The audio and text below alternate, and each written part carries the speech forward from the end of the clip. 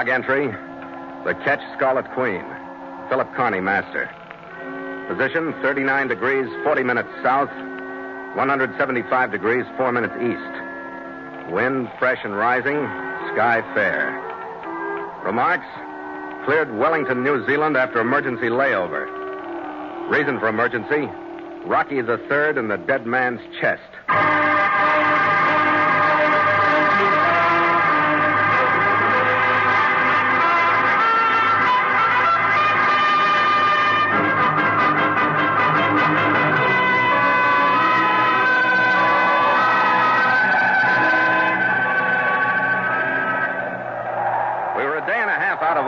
Bound for Christchurch, South Island, New Zealand, loaded with traded cotton goods, paper, machinery for the coal mines. It was an easy run, an endless expanse of sun-dappled water smiling from starboard, and the western coast of North Island beckoning with white beaches and waving palms on our port. I was standing my trick at the wheel that afternoon, half my mind on the job, the rest of it wandering back to the other palms on other beaches on other afternoons. They were good memories. But Nielsen's hail brought me back to the present. Captain! He was heading aft toward me from number 2 hold. Captain Carney, sir. Yeah, Nielsen, what's up? Number 2 hold, Captain. I was checking the cargo, and I heard something thumping inside one of them crates that was marked cotton. You sure, Nielsen? Yeah, sir. It wasn't just shifting from the roll? No, sir. It was thumping, all right. Here, take the wheel. Mr. Gallagher and I'll get down and have a look. Red's flashlight made a little yellow moon with a big ring around it playing on the boxes in number 2. Nielsen hadn't said which one was thumping, but that wasn't hard to find out. Here it is. Hand me the crowbar, Red. Yeah. Maybe you better cover me from where you are. Okay, Skipper. Yeah. All right, Red. Here it comes. Watch it, Skipper. It's coming out. Oh, thank you so much. What? Gallagher, it's a kid. I'd begun to think you were never going to come. Oh, and it was getting quite stuffy in here. Well, get out. How'd you get in there in the first place? My name is Rockingham Wells III. Some of my friends helped me exchange myself for the cotton goods in the box before you left Auckland. Well, I'll be... What was the idea? Sir, I have launched on the great adventure of my life. I hope it won't inconvenience you too much.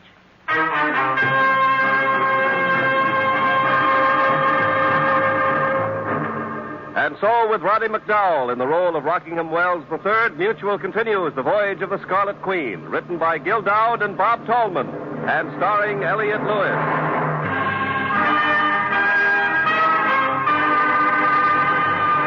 The Scarlet Queen, proudest ship to plow the seas, bound for uncharted adventure.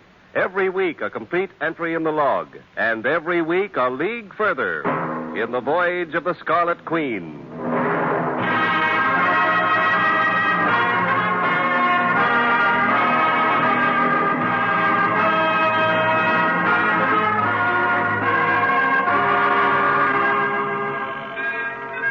Red, go up to the galley and dig up some chow for Rockingham Wells III. Me? We'll be in my cabin. Run chow for this Go little... on, Red. The kid's hungry. Go on, Red. Okay, Skipper. And don't think I'm not adding these things up. And, Captain, sir... Yeah. Well, if you could find something other than kid to call me. My name is Yeah, I Rockingham know, and Wells... it sounds like trouble any way you say it. How old are you? 14, sir. And I won't be any trouble, sir. That's all right. We'll figure it out. Rockingham Wells. How would Rocky do for a name? Oh, that's first rate. All right, Rocky, come on. We'll go topside. Yes, sir. And, Captain, it's awfully decent of you to... Go on up this ladder. And don't start thinking of me as a big brother yet. You've got a scupper full of questions to answer. Rocky was a gentleman in the original sense of the word, so I couldn't quite bring myself to wring his neck. He peeled off a jacket in my cabin to go in and wash and comb himself. When he came out to turn to on some stew and biscuits Red had brought in, I finally tumbled to an obvious clue to our stowaway's character. He was wearing a T-shirt, and painted on the front of it was a menacing head of a buccaneer with a knife in his teeth. I trust the stew is all right, your lordship? Oh, yes. Quite, thank you. Yeah. But I'm not titled, you know.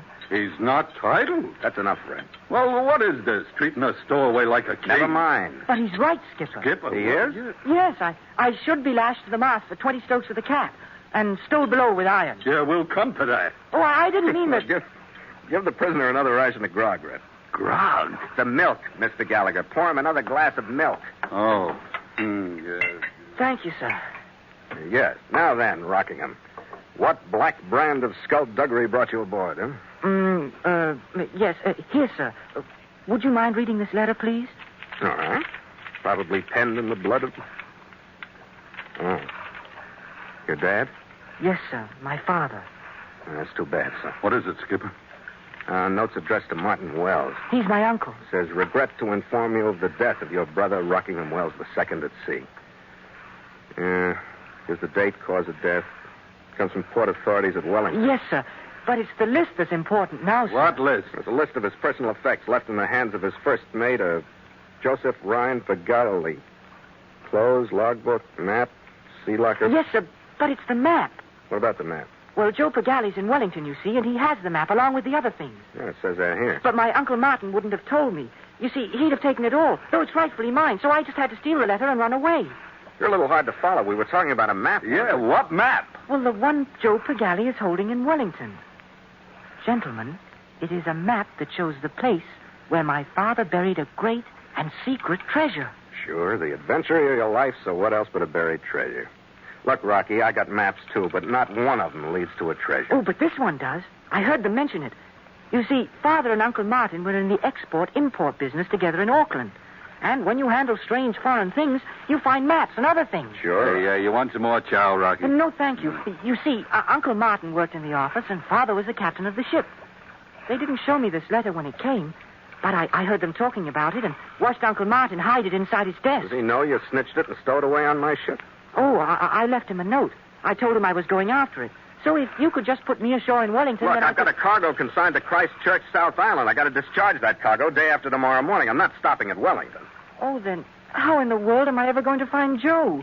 And the map? And the treasure? Oh, look, you better get a grip on your imagination, You can't kid. go running around the ocean chasing rainbows.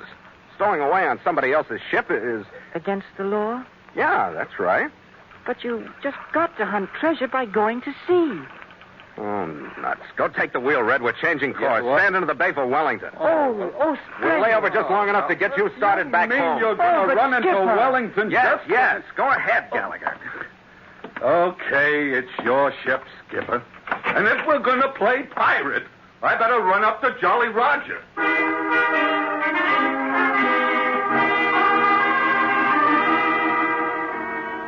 Rocky's great adventure had come to an end. But he didn't miss a thing as we walked onto the street that led toward the railroad station. It was getting dark, and he was looking back toward the harbor. I was watching. So neither one of us noticed a strange pair of half-shadows that materialized in front of us. First, I heard a soft, pleasant voice. You will stop, please? I stopped because he was pressing the hard, unpleasant business end of a pistol against my ribs. Yes. Now, do not make outcry, please. He was Oriental, short, very neat, and very pleasant. His countryman who stood beside him lacked the element of mystery. He was simply the biggest Chinese I'd ever seen. The tongue of my friend is inadequate. He hears, but he speaks only with his strength. Your young companion is Rockingham Wells? What's that to you? Ling! Get away, Rocky! Run for the Queen! Aye, aye, sir. What? Ling! Hey. What I said. Tell him to let go. You let Boy get away. Sure, I let him get away. Come on, call off your strong-arm man and tell me what this means. No, I think it wiser if another one enlightens you. You'll come. Wait a minute. Come, please. No, I'm not going for any... Ling! You learn you go where Ling wants you to go. Yeah. That's better. In that automobile, if you please. I shall drive. You will sit in the back seat with Ling. Had more attractive dates. Now, inside, please. If you remain quiet, all questions will soon be answered.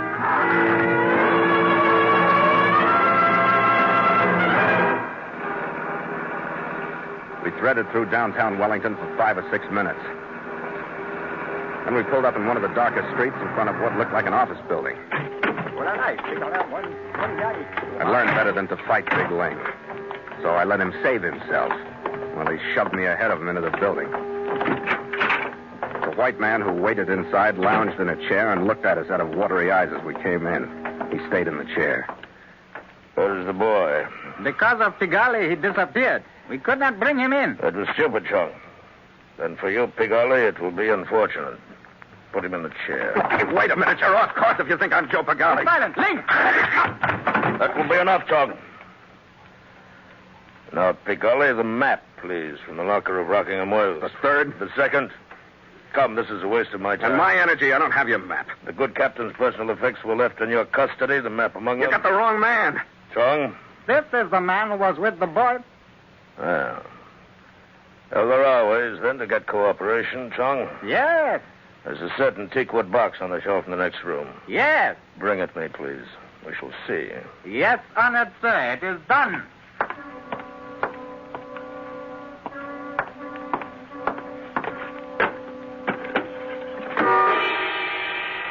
When the lid of the box Chong brought back was open, I saw a velvet interior that matched the color of the big jade ring my host wore on his delicate right hand. Cushioned in the velvet was a strange assortment of bamboo sticks, ivory-handled files, and slim-bladed knives that looked like scalpels. Interesting, aren't they, sir? I suppose so, in their way. Their way is very persuasive. What are you getting at? The map. I mean to have that map, sir. I don't know anything about your map. I take 10 of these bamboo shoots, the slender ones, carefully chosen. 10 of them. One to be forced under each fingernail, huh? You can't make me tell you something I don't know. Oh, come now. You were first mate of my brother's I ship. didn't even know your brother. I didn't know you were the boy's uncle until right now. Why do you make this feeble attempt? Look, you know I was found with your nephew, that's all. We discovered him aboard my ship when we put out from Auckland. Yes, of course. But where is the map? I never saw the map. And I never saw the mate who's supposed to have it. And I don't see why a grown man wants to get so excited about a map that a kid's imagination is magnified into a search for buried treasure. Will you hold his shoulders, please? Now, get away from me. Truthfully, Ling is invincible. Struggle is fruitless. Now, just be more calm. If you'd make sense, maybe I would. You know about the Ming birds, admit it. Never heard of them. I have very good reason to believe that you were present at the beginning. My brother sailed Oriental waters for 20 years. By dint of a deep and justifiable gratitude he received from a warlord in China 11 years ago the missing Ming birds of paradise. Good for him. He did not sell them. I watched the markets carefully. I knew he had them. Therefore, I know he hid them somewhere. The map I want from you will show me where. If I had a map, maybe, but I don't have it. Ling, his left hand. What do you... Listen, I'm no hero. If I knew where your precious vases were hidden, I'd tell you. Oh, my good man, they are not vases. Well, whatever they are. They are 4 matched screens of jade, carved by the greatest of all the Ming Dynasty artists. Each is the lifetime work of a man who slept with the priceless jade next to his own flesh to give it warmth and depth of color. And during the light of each day of his life on Earth, he worked with infinite loving care, coaxing out the design of birds of paradise. Sure get worked up over these things, don't you? And you will, too. The first bamboo stick. Hold out his left hand, Ling. You will understand my interest when I tell you that I know each of these screens to be worth the king's ransom singly, and a set of 4 together. I'm beginning to think I'd like to have them myself. The hand a little higher, Ling. Oh, maybe you've decided to tell us, Pagali. I'm not your brother's first mate, Wells. You know from the letter his name is Joe Pagali. I'm Phil Carney, and I don't know where Pagali is. You're making this difficult. Hold his hand. Let go, will you? Now, Pagali, would you like another? No. I've had enough. I didn't start it to win. I just wanted somebody to hit me hard enough to put me out. I couldn't get my arms free from Ling, but I lifted my legs and smashed both feet into Martin Wells' simpering sadistic face. He crumbled and went down. The room exploded in my head and disappeared.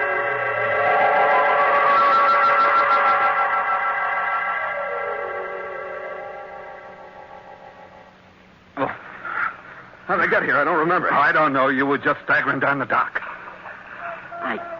Where did they take you, Skipper? Were they pirates? When I brought Mr. Gallagher back, you were gone. Sure was. Guess we better get going. Where, Skipper? What's it all about? Rocky, you still got that letter in your pocket? Yes, sir. Here. Attaboy. Port Authority, 223 Waterfront Avenue. I guess that's our first stop. Am I to come too, Skipper? Yeah, you're only in this up to your neck. I am?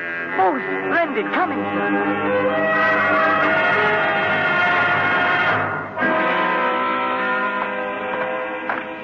It was morning, and the Port Authority's office had been open about an hour. We walked in and asked the clerk what he had on Joe Pigali. He's at the King George Hotel, room 222. Is Pigali in trouble? Maybe. Why? Yours is the second inquiry for Joe Pigali this Second? morning. I say, who was the first? A well-dressed chap, about 50. Not too That's tall, enough. but... I'll lay odds, Rocky, that's your uncle, Martin Wells. Really? I must have done something along the line to convince him I wasn't Pigali. Uncle Martin is after the man. And he's got a fair start. Come on.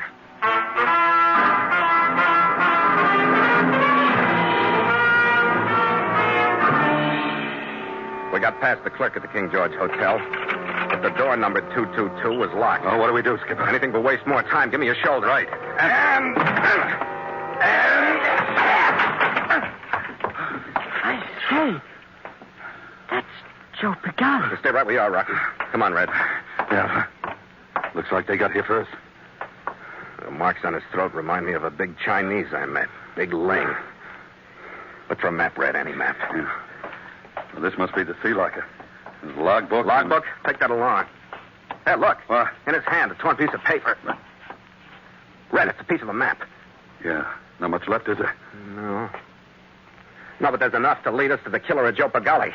Position on this map looks like Cloudy Bay. That's just across Cook Strait, 20 miles from here.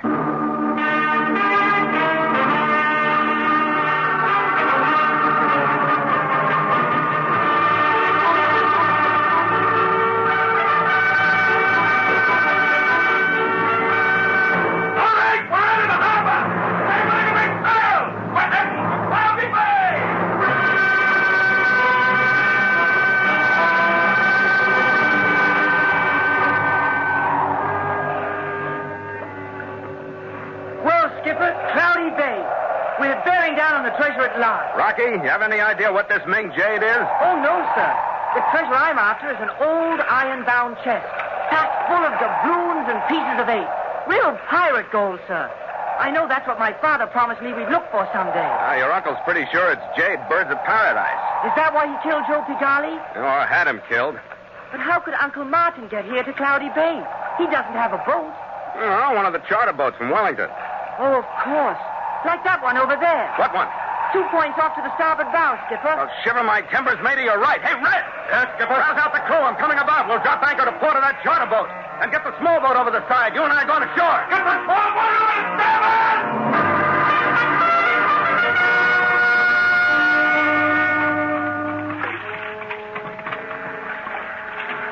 We left Rocky aboard the Queen and headed toward shore. When we spotted another small boat, we beached ours near it. Well, there you are, Skipper. Footprints leading into the brush. That's good enough. Come on. Yeah. I'll hold it, Red. Yeah. Let's slow down. Try to get in close. Yeah. Sail turns north from here. Let's slow down. We can... Red, look. What? Uh-oh. Looks like we're late. 30 feet ahead in a tiny clearing stood Martin Wells. Little Mr. Chung on one side, the giant Big Ling on the other. In front of them, in a hole they dug, was an iron-bound wooden chest with the top open toward us. From what we could hear of some very hot words, Wells thought he'd been double-crossed. Then Chung reached forward and slammed down the top of the chest. Wells made a dive for the little man, but Chung had different ideas. Come on, Red. I'm with you. We moved into Big Ling's hand, made an arc side downward, and landed behind Martin Wells' ear. Uncle went down hard, and Chung swung his automatic toward us. We parted to get them from 2 directions, but Mr. Chung didn't pull the trigger. He pulled the switch. Ah, yes. Good afternoon. Oh, what's this place, Skipper? Keep your eye on the big one. He's tough. Captain Connie, please to forget the unfortunate past. We have no further wish to fight. We are leaving. You think so? It is discovered that the contents of the buried box no longer merit our concern. The jade isn't in it, huh? No, and so we depart. Your boss is going to hate you when he wakes up. Mr. Wells? Oh, perhaps you do not understand. The Ming jade screens were given in gratitude to a friend by one who unhappily had no right to give them. We were sent 11 years ago to bring them back. Sometime later, Mr. Wells made inquiries in various markets. This we learned and therefore believed he had some knowledge of the screen. Does he mean they've been spying on Wells all the time? We came to gain his friendship, to watch and wait. But now, there is no jade. Mr. Wells was wrong. We were wrong. We go. Oh, no. Big Ling has the murder of Joe Pigali to answer for. You're an accessory, Mr. Chung. Skipper, what's Wells? Martin Wells was conscious, firing from the ground. His first slug caught Big Ling in the shoulder and set off a sudden bedlam. The second shot caught Ling turning as Red and I moved forward. I got hold of Chung's gun hand. Wells was crawling away, but he made his shots count until Gallagher's shoulder sent Ling falling out of the line of fire. The fourth one was meant for me, but Chung's body jerked and relaxed in my arms. I dropped him, turned to put Martin Wells out of action, but Big Ling had beaten me to it. The giant Chinese was kneeling on Wells' back, a massive hand cupped under Wells' chin. With the last ounce of his strength, he was forcing their head back. Then they both collapsed. You all right, Skipper? Yeah, okay, Red, but those three aren't. They'll never give anybody any more trouble. Come on, Red, take a look at that chest. Roger, Skipper. I say, Skipper. What? Mr. Gallagher. That's the kid. Are you there? Over here, Rocky. Oh, my word. I thought I'd lost you. What have you found? Is it the treasure? How'd you get ashore? I swam. What is... Uncle Martin. Yeah, Rocky, Uncle Martin. Look at him and then forget him. You don't deserve him. Maybe I should have put it the other way around. Come on. And, did you find anything, sir? Treasure? We tried to tell you, Rocky. You let your imagination get mixed up with the facts about finding treasure. Things like that are only accidental. If you're going to follow the sea, you got to learn to take things as they come. Get Captain Kidd and Long John Silver out of your head, Rocky. Learn to steer by the stars, but don't try to reach them. Aye, sir. The chest is here, but... Yeah, but nothing... Skipper, the chest. It's filled with these. Look. What? Yeah. Doubloons. Oh, I thought it was much more difficult than this. Red, you're crazy. It can't be. Well, look at them. Feel them. Red, a whole blasted chest full. My word, it is full, isn't it? Look at the stuff. Please, would one of you mind moving over so I could feel them too? Oh, yeah, Rocky. Here's room. Isn't it exciting? Oh. But I thought treasure hunting would be much more difficult than this. Never mind, Red. Don't say it. Now we can cover them up again and make a map of our own. Cover it up? Cover it up? Nothing. We'll take it and cash it. What makes you talk like that, Rocky? What's the matter with you? Well, I thought we could come back for it later. And in the meantime, well, we could sail away in your ship and find some more.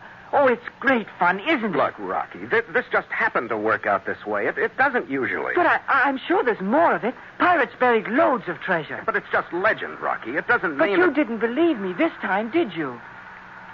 No, Rocky, I didn't. But it wasn't a dream. You didn't believe it, but I was sure of it every minute that we'd find the treasure. Maybe that's the difference, Rocky. We've forgotten how to believe as strongly as you do. Maybe if we hadn't, we three could find all the treasure in the world. You know, I do wish there was a way to make you both 14 again. Oh, we'd have a jolly time sailing around in your ship. You know, I'd go for that myself. I wish you could work it out, Rocky. I wish you could.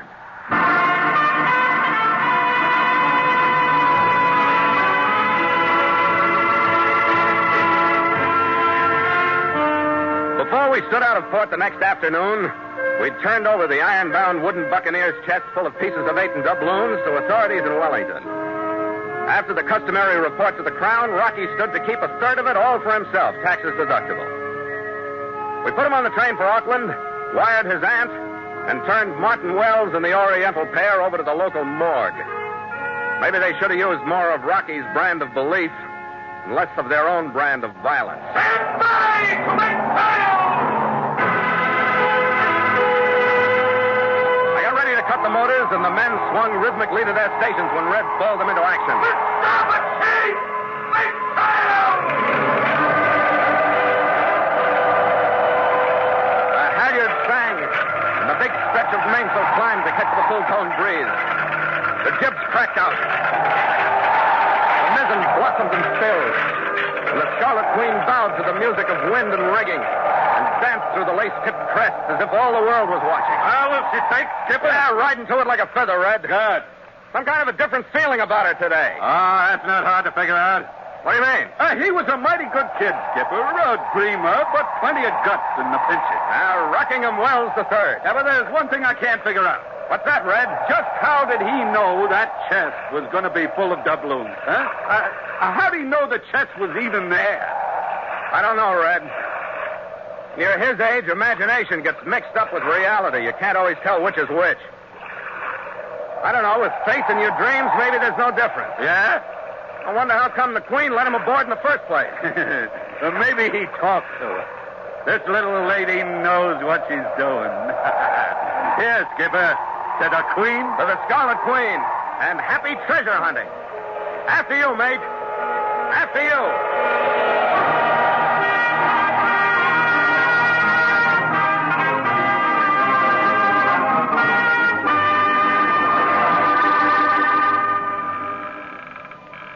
Log entry. The Ketch Scarlet Queen. 5:30 p.m. Wind fresh. Sky fair. Sea cresting with high cross swell. Ship secure for night. Signed, Philip Carney. Master.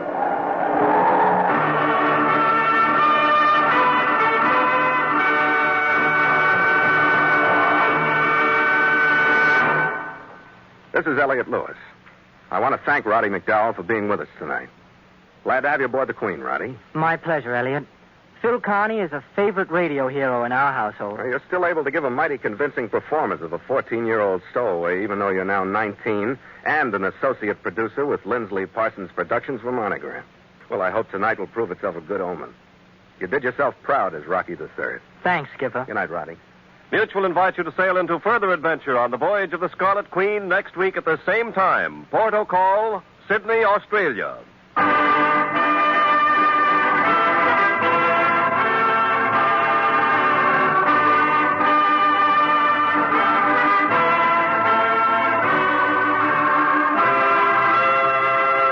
The Voyage of the Scarlet Queen stars Elliot Lewis as Phil Carney with Ed Max as Gallagher, and tonight featured Roddy McDowell as Rocky. William Conrad was Martin Wells, and Ben Wright played Chong. Music scored and conducted by Richard Orant. The Scarlet Queen, produced by James Burton, is written by Gil Dowd and Bob Tallman.